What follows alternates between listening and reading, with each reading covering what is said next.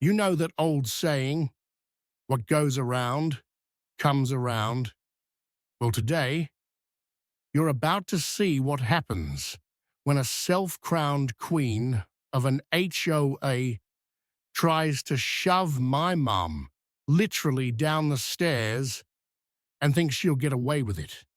But she forgot one tiny detail. We were watching, and we weren't about to stay silent. Let's rewind a bit. It all started on a sleepy Tuesday morning on Sycamore Drive. The sprinklers were humming. The sky was a lazy silver, and the air smelled like fresh-cut grass, mixed with just a hint of burnt toast from somebody's kitchen. Typical suburban peace. Until Valerie Bishop showed up. Now, Valerie wasn't just a neighbor. She was the president of the Sycamore Estates HA. At least that's what her custom navy blue vest said, right above the words, Community Standards Enforcement Officer. Yeah, she gave herself a title.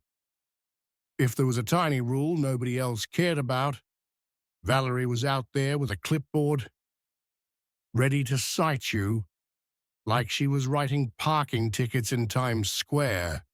And my mum, June Whitman, 76 years old, was her favorite target. Because Mom didn't just live in the neighborhood. She loved it. She had this tiny balcony where she'd water her petunias and wave at the kids walking to school. She wasn't hurting anybody. But to Valerie, Mom's flowers, her lawn chairs, even her presence were lowering property values. And there was something deeper, too. A rumor Valerie had wanted my parents' corner lot for years to expand her backyard. When my dad passed, she made an offer. Mom politely declined. And Valerie, she didn't take no. Well, fast forward to that Tuesday. Mom was out watering her flowers in her lavender robe slippers, and all she leaned carefully over the railing. She had a bad hip from a fall 2 winters ago, just humming to herself. That's when Valerie came storming up the walkway, clipboard in one hand, rage in the other. No knock, no warning, just stomping up the side stairs, 2 at a time, like she owned the place. You can't just sit up here like some squatter, lowering our neighborhood standards, she barked. Mom Ever, the picture of Southern grace, blinked and said, "Excuse me, you're an eyesore, June. Sitting up here like a gargoyle. I've had multiple complaints." Mum set down her watering can, slow, careful, cautious, but before she could even take a step back, Valerie shoved her both hands hard. Mom's slippers caught the lip of the stair. The railing scraped her arm, and she tumbled down 6 concrete steps. The thud was loud enough to make a dog down the street start barking. And you know what Valerie did? Nothing. She just stood there, arms crossed, breathing heavy like she just won a wrestling match. 4 minutes later, Valerie made a 911 call. "Yeah, there's been a fall. Elderly woman must have slipped. I was just passing by."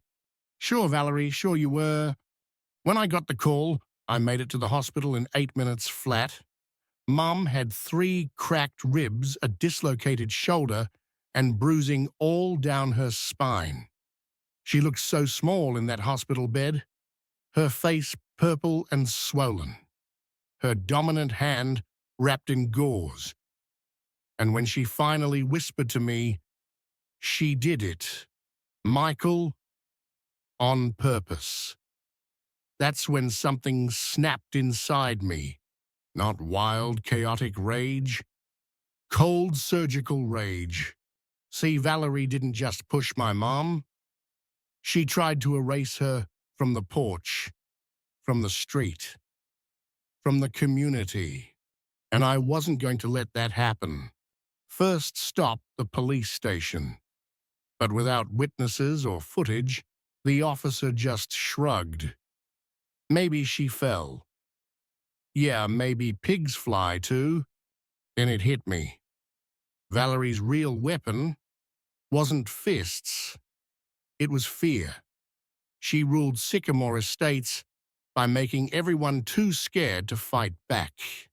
So I decided to fight differently.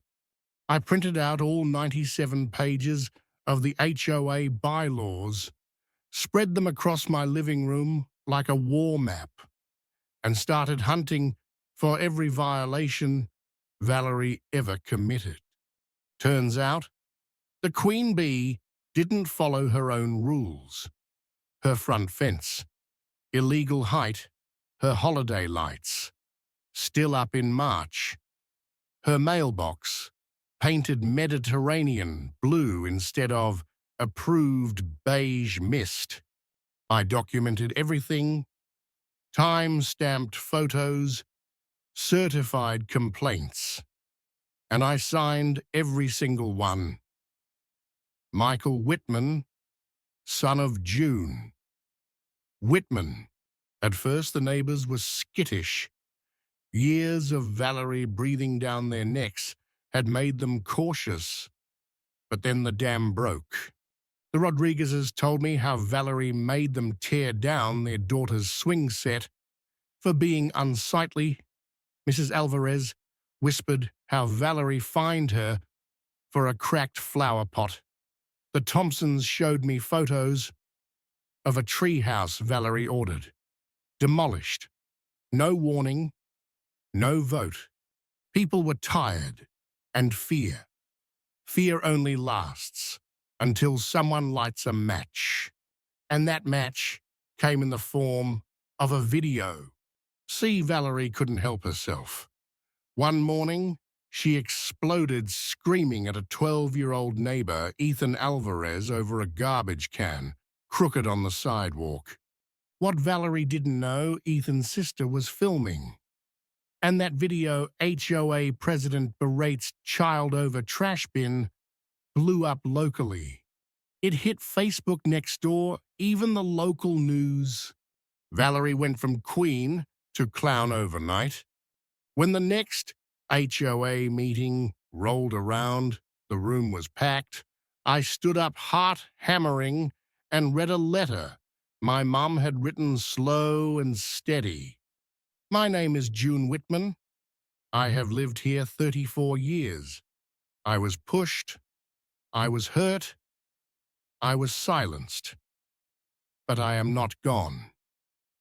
I held up a photo mom in her hospital bed, bruised but smiling, stubborn and undefeated. Then came the vote. 47 hands. Rose against Valerie. Only 2 stayed down. Valerie was removed as HOA president. No applause. No cheers. Just the heavy silence of a reign ending. But oh no, we weren't done yet. 2 weeks later, we filed a lawsuit. Intentional infliction of harm. Damages $300,000. Valerie tried to fight it. Denied everything. Claimed Mom was unstable. Said it was a tragic misunderstanding. But here's the kicker. Valerie had a security system, and one of her cameras pointed straight at the stairs. Under subpoena, we got the footage. Crystal clear Valerie, storming up, shouting, shoving, and standing over my mum without lifting a finger. When that video played in court, you could hear a pin drop. Even the judge needed a moment. Verdict, guilty. Valerie was ordered to pay $300,000. Mandatory anger management, 90 days of supervised community service. For the first time in years, Sycamore Drive breathed freely. No more anonymous letters, no more made-up fines, no more fear.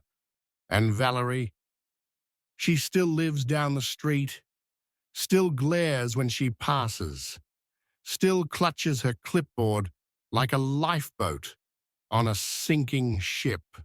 But her empire of fear, gone collapsed.